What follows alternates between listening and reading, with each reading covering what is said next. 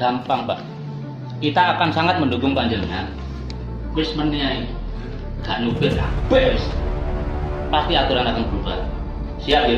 Ya. Enak Pak, dan kami akan mendukung. Insya Allah nggak akan suwe, aturan ini pasti berubah. Kami nggak ada diri gak mangan pirang dino. Seminggu wis tuwuk, saulan gak mangan nyambut gawe kalau duit tuwuk. Dan perkara mandek seminggu gak nyambut gawe masuk kesuwe. Iya kan? Ya. Ya iya Pak, kan gitu Pak. Dan kami akan siap Pak, dan regulasi akan tepat. Terkait dengan hitung-hitungan ekonomi karena supir mobil, aku tak mangan ya kok. Isuk ngamen ya kok. Kan nggak kan? Pasal 277 wabil khusus lagi kepada odong-odong. Ya. Itu yang pertama. Yang kedua, penyegeraan atau pengusulan terkait regulasi perlindungan kepada hak-hak supir dan kesejahteraannya. Yang ketiga adalah diadakannya mediasi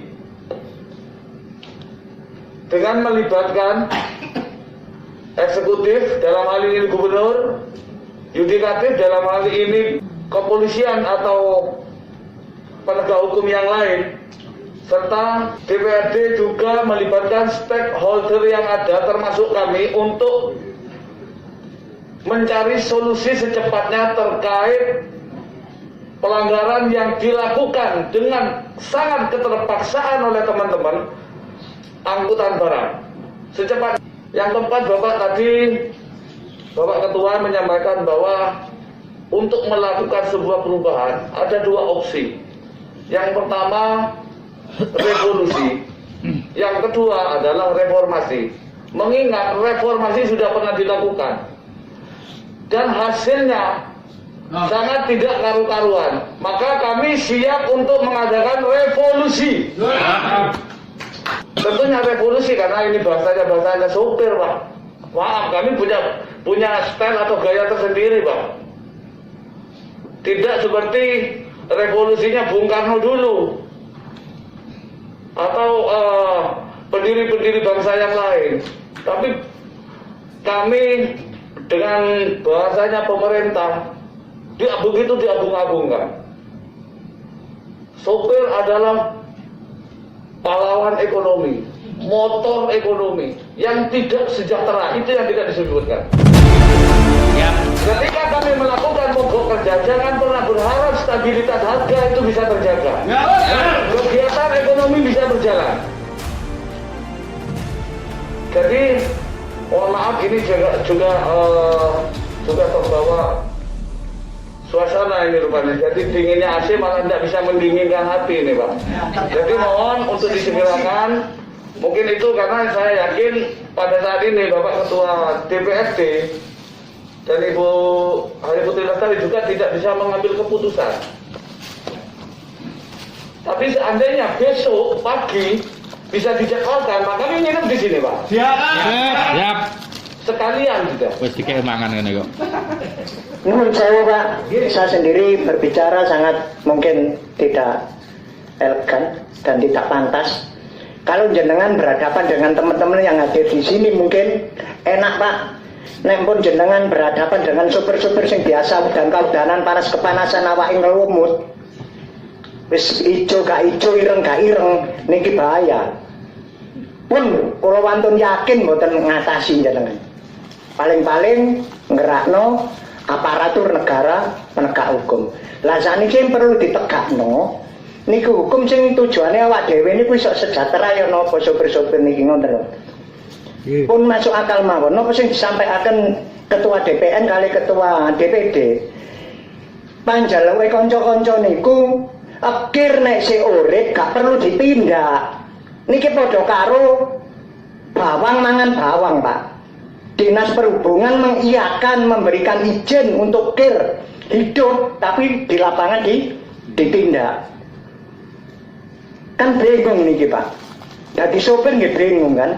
Sekarang seakan-akan diatur oleh pemerintah pusat. Padahal pemerintah itu kebijakannya ada pemerintah pusat, pemerintah provinsi, dan pemerintah daerah. Kalau mungkin Bapak Ketua Dewan menyampaikan kesejahteraan sopir, itu yang saya tunggu dari jenengan Pak.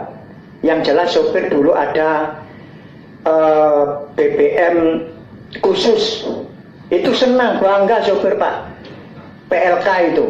Tapi sekarang saya berharap pada jenengan mbok yao, apa bahasa Indonesia mbok yao niku? Mbok yao. Sopir angkutan baik barang ataupun konvensional diparingi kartu 20 liter napa 20 liter niki hargane mbok 5.000, mbok 4.000. Ini kan lebih bangga Pak. Bangga kan? Sopir itu bangga, itulah yang dinamakan kesejahteraan sopir. Tapi selama ini kan enggak. Hanya berjalan berapa bulan itu bensin khusus itu. Sekarang ya mundak lagi, tidak ada kesejahteraan sama sekali. Dan juga dari pengusahanya Pak, mungkin spare part itu sangat mahal sekali. Setiap kali peningkatan harga itu lebih mahal. Kita tunjukkan bahwa SSI sopir yang berdaulat, yang punya martabat kan gitu. Kita buktikan nanti. Nah kemudian tentang perlindungan hukum, perlindungan hukum yang bagaimana yang panjenengan harapkan kan gitu loh. Ini kan perlu ada masukan, perlu ada pertemuan, perlu ada diskusi, perlu ada perlu ada ngopi bareng untuk membicarakan itu. Dan ini kan tidak bisa sesok kudu dadi lah tuh. Jadi ini sesok. Saya tidak katakan bahwa ini nanti ini adalah kewenangannya pemerintah. Enggak. Saya mengajak panjenengan. Siap. Jangan lupa loh ya. Siap. Dari tadi saya ajak panjenengan. Ayo kita bareng. Siap. Nah, kan? Ayo kita bareng. Artinya kita rumuskan bersama-sama, kita sampaikan bersama-sama, tolong bikin regulasi yang memberikan perlindungan kepada komunitas. Kan itu tuh. Saya tidak katakan, oh ini bukan kewenangan saya, ini bukan apa saya. Tidak. Ayo kita bareng. Sehingga fungsi saya nanti di sana itu memang bukan fungsi regulasi, tetapi fungsi saya itu adalah untuk memediasi panjenengan-panjenengan semua untuk bisa mencapai apa yang menjadi tujuan. Kan gitu toh? Kan itu. Nah, itu yang kedua. Kemudian yang ketiga tadi tentang bagaimana terus kemudian tidak lanjut terhadap terhadap hearing dengan melibatkan stakeholder yang lain dan sebagainya. Ya, saya akan koordinasi dengan beliau-beliau itu.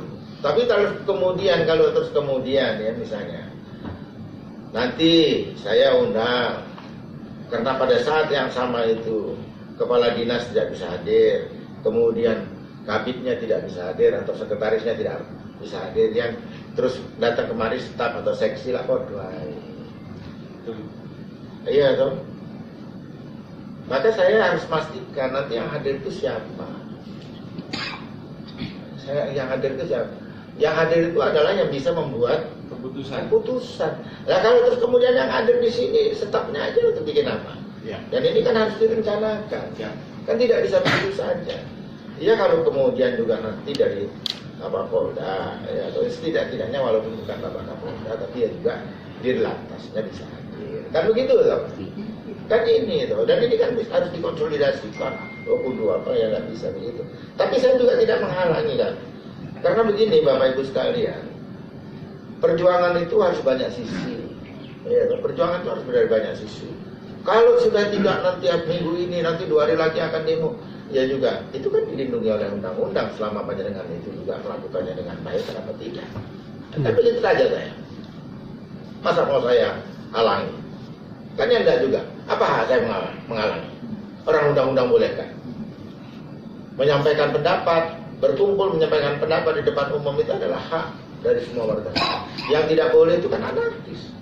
Yang Demo boleh, yang nggak boleh kan anarkis, ngerusak, kan itu saja. Tapi kalau demo kan boleh, siapa yang melarang? Ya. Ya, akibat dari demo itu kemudian ada dampak ekonomi, ya itu memang bagian dari perjuangan. Nah, nggak ngono aku ya, nggak ngini yang mati, ngono yang mati, ya lo ngini aja, nggak ngono. Ini saja. Saya pikirlah teman-teman dari kepolisian, emangnya beliau melarang demo? Enggak lah. Karena memang demo itu menyampaikan pendapat dan apa itu dilindungi oleh undang-undang.